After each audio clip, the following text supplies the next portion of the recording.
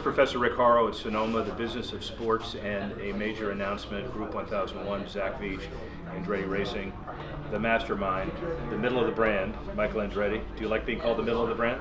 I've never been called that before.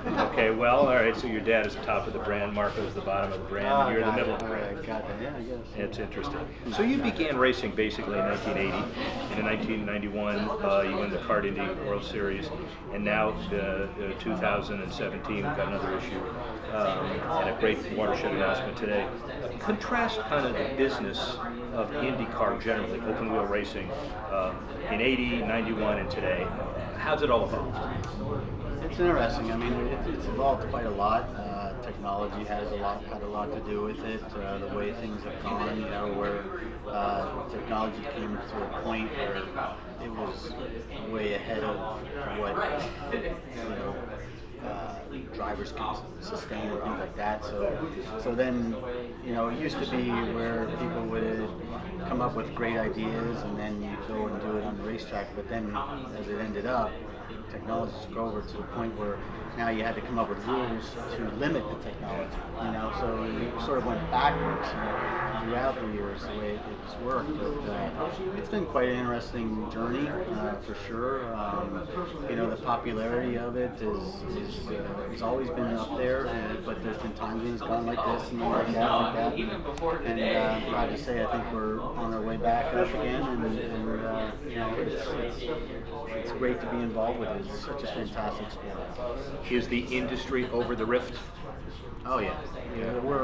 It's all behind us now, and we're all going forward, and we're looking forward to the next 5 years. There's a plan set up for the first time, I think, in the history of the series, where they have a great plan laid out on what they're going to do with the rules package and things like that. And our TV package is up, and I think there's been great dialogue on what's going to happen with that with the future. So there's a lot of real positive things.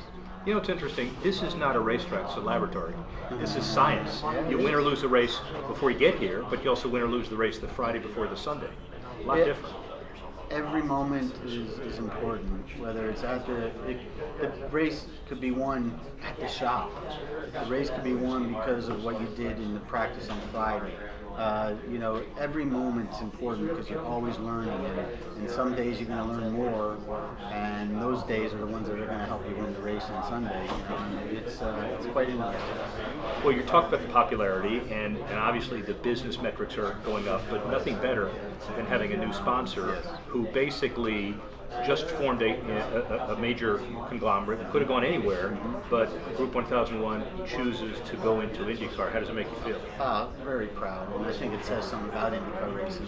That it shows that we are getting back up there because we've made quite a few announcements the last year or so of new companies coming in, and Group 1001 is one of the big ones, and we're really proud. And they're not just coming in for a one-off. They're coming in. They made a 3-year commitment, which is huge, and I'm really proud that they chose us and Zach. All right, little elevator promotional speech. So the Andretti team has 4 locked up, long-term, young, high potential, high ceiling Americans. How does it make you feel too? Really proud. Yeah. I gotta say, I'm really proud. It wasn't planned that way, but in the end, it's like, wow, we have 4 fantastic American drivers on our team, and it's definitely something we're going to talk about because we're proud, and we should be proud. So the multi-year deal aspect of this, and plus you've had new partners, you have Napa, you have others. 1-year commitments are fine as a Band-Aid, but give us really the practical issues that make you happy about a multi-year deal. What's great about a multi-year deal, you can plan ahead. You have continuity. It's like so many times you're getting into February and you're still not knowing exactly how the team is going to be put together because you don't know how many cars you're going to be running. And now to be able to plan it out over 3 years is just huge. I think it's a big advantage, and I think it's going to affect our results in a positive way on the racetrack. I think a lot has to do with adroit management and sophistication of leadership as far as the Andretti team. How does that sound? Oh, thank you. But, I gotta say, we've got a lot of great people on this team, and we've come a long way. You know, there's been times our team's been like this, and we're definitely on a high right now. And I think it all has to do with the moves we made with putting right people in the right places and bringing in a lot of great talent. And that's all the way through the team in every aspect. I'm very proud of everybody on this team. Let's talk about the talent. Let's talk about the driving talent. So you could have had anybody as a fourth driver. Why Zach Veach?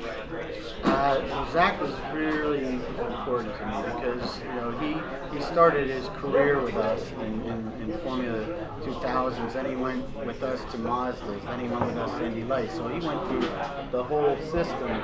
The road to Indy system, and it was really disappointing that we couldn't get him to the big cars. There was a few deals worked on and fell apart, but to finally been able to close that chapter with him being in our car is just fantastic because it just shows that the whole system that they have laid out works, and to have a great young talent with him. He could be, a big part of our future. I think he's a real talent. I think he's a fantastic kid. He's very smart, very good out of the car. He looks 12 though. Is that right? Yeah, I think he will till he'll be a veteran, 30, and he's still going to look, maybe he'll look 20 by then. Yeah, but you look 30. So the other piece of this too is when you look at stick and ball sports and you compare them, every one of them hooks their future to their farm system, the cultivation of young talent. Your ladder here seems to work.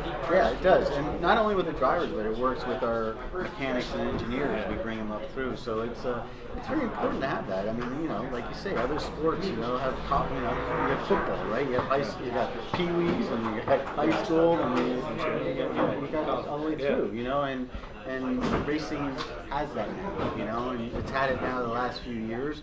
And it's working. 90% of the guys out here on the racetrack have gone through that. International audience, 1993, Formula One, Marlboro McLaren. Looking back 25 years, how do you view Formula One? You view it fondly? You view it with misgivings? What's your perspective? Well, I'm always a fan of Formula One. I was never, even as bad a time as I had over there, I never lost my life for Formula One. Maybe certain people in Formula One. It's like human beings all over. Yeah, right? But the sport itself, is fantastic, and it was a hard time for me. I think there was a lot of things going on politically and things like that, and I was used as a pawn in the whole thing. So that was frustrating, but the actual sport itself, I love it. I love going to Formula One races and watch every one of them on TV. And so, I'll always be a fan. I'm a racing fan. I watch all races. Is there room for Formula One expanding in North America, or is there a ceiling on that? It's a tough market for Formula One because the U.S. has so many different sports to compete against, And then not only do you have all the stick and ball sports, but then you also have NASCAR and IndyCar, in the same realm. So I think it's a tough nut for them. And, they do have their niche following, and they always will here. But I think it's a tough market. All right, so we're here at Sonoma, and it's a road course. We have the Rolex, which is 24-hour skill. You've got Formula One, obviously. You've got IndyCar. You've got NASCAR. The diversity of drivers and the skill it takes to perform highly at all those levels. What do you say to the relative uninformed who say that these drivers are not athletes? And don't hit me. It's just means you're ignorant to the sport. Right. You don't understand it. I mean, these guys are major athletes. I mean, I told you that what they go through in terms of working out and stuff. I know myself. I mean, it's probably one of the things that drove me to retirement. It seemed like all I did was work out, and that's what these guys do. They live in the gym, and they are in fantastic shape. I mean, if I took this car right now, at the end of my whole life, if I went out in one of those race cars, after one lap I'd be falling out of seat because I'm not in shape. I mean, you have no idea how physical these cars are. Someone ought to test it, and that's the cynical thing, and obviously that's the answer. So basically, finally, Andretti Charities, It's a big deal. Philanthropy, a very important component of what we do in the industry. Michael Andretti Foundation, Speedway Children's Charities. Talk a little bit about that aspect of your business. Well, we do. You know, I formed a charity when I retired, and I thought, you know, I didn't pick one charity. I made it that, you know, we go to so many different markets, and some things are more important in some markets than others. And so we pick our charities that we would get behind in each market or with our sponsors, you know, and I just do it to try to help bring more recognition to whatever that charity is and try to help maybe raise money. And you've raised a lot of money. Yeah, we have. I don't know. I've never heard of. I don't know what numbers. You know, it's got to be in the millions of dollars that we've done over the last 10 or so years, and you know, I'm proud of that. You know, it's a little bit of giving back, and you know, I think it's a good thing to do. Important for the brand. Mario, Michael, Marco, what do you do today to kind of protect the legacy and protect the family brand? Nothing's inevitable, and so, you know, life after, how do you deal with it? Every move that we make in our business, everything we do is all about the brand and how it affects our brand. So, you know, that's our golden egg, and so we treat it that way, and you know, we make moves, we turn things down because we feel like it won't be good for the brand, you know. So it's all about that for us. Yeah. Final serious question. I heard a rumor, first of all, congratulations. The biggest thing in your life was to be elected in 2002 to the National Italian Sports Hall of Fame.